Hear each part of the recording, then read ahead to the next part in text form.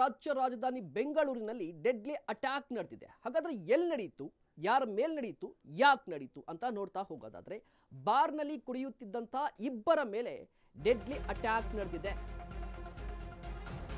ಬಾರ್ನಲ್ಲಿ ಕುಡಿಯುತ್ತಿದ್ದ ಇಬ್ಬರ ಮೇಲೆ ಡೆಡ್ಲಿ ಅಟ್ಯಾಕ್ ನಡೆದಿದೆ.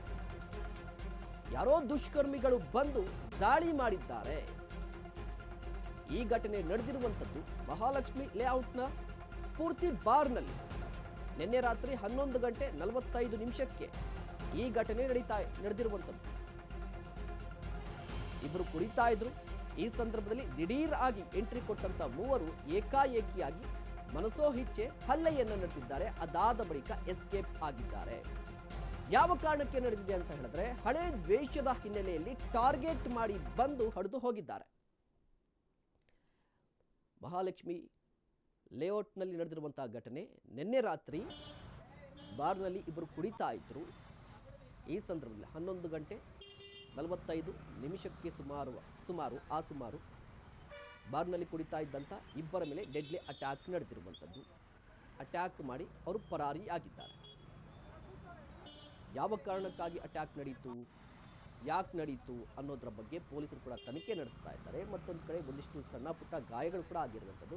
ಹೀಗಾಗಿ ಅವರು ಆಸ್ಪತ್ರೆಯಲ್ಲಿ ಚಿಕಿತ್ಸೆಯನ್ನು ಪಡಿತಾ ಇದ್ದಾರೆ.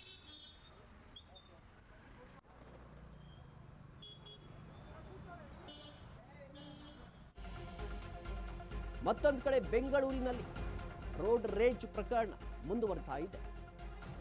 ಪೊಲೀಸರು ಎಷ್ಟೇ ಹೇಳಿದ್ರು ಕೂಡ ಸವಾರರು ತಲೆ ಕೆಡಿಸ್ಕೋತಾ ಇಲ್ಲ. ಡೋಂಟ್ ಕೇರ್ ಆಟಿಟ್ಯೂಡ್ ಇದು.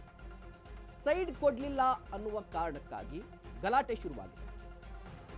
ಮಗು ಇದ್ರೂ ಸಹ ಲೆಕ್ಕಿಸದೆ ಜಗಳಕ್ಕೆ ಇಳಿದ್ರಂತೆ ಬೈಕ್ ಸವಾರ. ಎಲೆಕ್ಟ್ರಾನಿಕ್ ಸಿಟಿ ಸಮೀಪ ನಡೆದಿರುವಂತಹ ಘಟನೆ. ರಸ್ತೆಯಲ್ಲಿ ಜಗಳವಾಗಿದೆ. ಕಾರಿಗೆ ಬೈಕ್ ಗುದ್ದಿ ಸವಾರ ಪುಂಡಾಟವನ್ನ ಮೆರೆದಿದ್ದಾನೆ.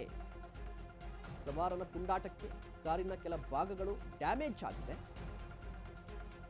ಈ ರೋಡ್ ರೇಜ್ ಪ್ರಕರಣಗಳು ಬೆಂಗಳೂರಲ್ಲಿ ನಿಲ್ತಾ ಇಲ್ಲ. ಪದೇ ಪದೇ ಮರುಕಳಿಸ್ತಾನೆ ಇದೆ. ಪೊಲೀಸರು ಸಾಕಷ್ಟು ಬಾರಿ ವಾರ್ನಿಂಗ್ ಮಾಡ್ತಾರೆ.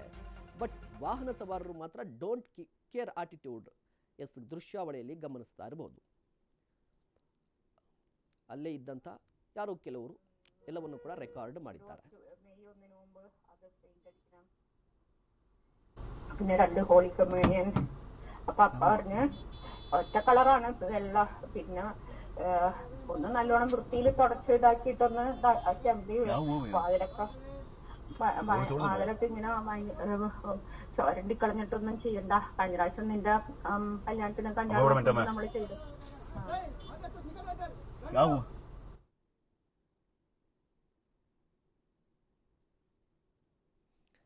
ದೃಶ್ಯಾವಳಿಯಲ್ಲಿ ಗಮನಿಸ್ತಾ ಇರಬಹುದು. ಸೈಡ್ ಕೊಡಲಿಲ್ಲ ಅನ್ನೋ ಕಾರಣಕ್ಕೆ ಬೈಕ್ ಸವಾರ ಈ ರೀತಿಯಾಗಿ ಪುಂಡಾಟವನ್ನು ಮೆರೆದಿರುವಂಥದ್ದು. ಎಲ್ಲ ದೃಶ್ಯಾವಳಿಗಳನ್ನು ಅವರೇ ಶೂಟ್ ಮಾಡ್ಕೊಂಡಿದ್ದಾರೆ. ಜೊತೆಗೆ ಇದರಿಂದ ಈ ಘಟನೆಯಿಂದ ಒಂದಿಷ್ಟು ಟ್ರಾಫಿಕ್ ಜಾಮ್ ಕೂಡ ಆಗಿತ್ತು. ಸವಾರರು ಕೂಡ ಅಲ್ಲಿ ಬಂದಿದ್ದಾರೆ. ನೀವು ಕೂಡ ದೃಶ್ಯಾವಳಿಯಲ್ಲಿ ಗಮನಿಸ್ತಾ ಇರಬಹುದು. ಸೈಡ್ ಕೊಡಲಿಲ್ಲ ಅನ್ನುವ ಕಾರಣಕ್ಕಾಗಿ ಕಾರನ್ನು ಓವರ್ಟೇಕ್ ಮಾಡ್ಕೊಂಡು ಬಂದಿದ್ದಾರೆ. ಬೈಕನ್ನು ನಿಲ್ಲಿಸಿದ್ದಾರೆ. ಮತ್ತೆ ಬಂದು ಜಗಳ ಆಡಿರುವಂಥದ್ದು. ಇಂತಹ ಪ್ರಕರಣಗಳು ಪದೇ ಪದೇ ಮರುಕಳಿಸ್ತಾನೆ ಇರುವಂಥದ್ದು ಬೆಂಗಳೂರಲ್ಲಿ. ಸಾಕಷ್ಟು ಬಾರಿ ಪೊಲೀಸರು ಮನವಿಯನ್ನು ಮಾಡ್ಕೋತಾರೆ, ರಿಕ್ವೆಸ್ಟ್ಗಳನ್ನು ಮಾಡ್ಕೋತಾರೆ, ಒಂದಿಷ್ಟು ವಾರ್ನಿಂಗ್ ಮಾಡ್ತಾರೆ, ಒಂದಿಷ್ಟು ಕೇಸ್ಗಳನ್ನು ಹಾಕ್ತಾರೆ. ಬಟ್ ಇದು ಪದೇ ಪದೇ ರಿಪೀಟ್ ಆಗ್ತಾ ಇದೆ ಅಂತ ಹೇಳಿ ನೀವು ಕೂಡ ದೃಶ್ಯಾವಳಿಯಲ್ಲಿ ಗಮನಿಸ್ತಾ ಇದ್ದೀರಾ. ಕಾರಿಗೆ ಒಂದಿಷ್ಟು ಡ್ಯಾಮೇಜ್ ಆಗಿದೆ.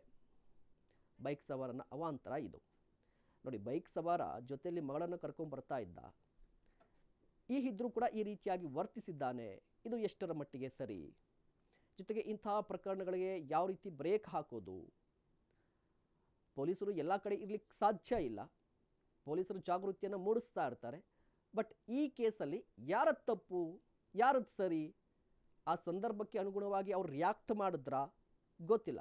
ಬಟ್ ಈ ದೃಶ್ಯಾವಳಿಗಳು ಸದ್ಯ ಸೋಷಿಯಲ್ ಮೀಡಿಯಾದಲ್ಲಿ ವೈರಲ್ ಆಗ್ತಾ ಇದೆ. ಅವರು ಕೂಡ ಕಂಪ್ಲೇಂಟ್ ಮಾಡಿದ್ದಾರೆ, ಕಾರಿನ ಚಾಲಕರು ಕೂಡ.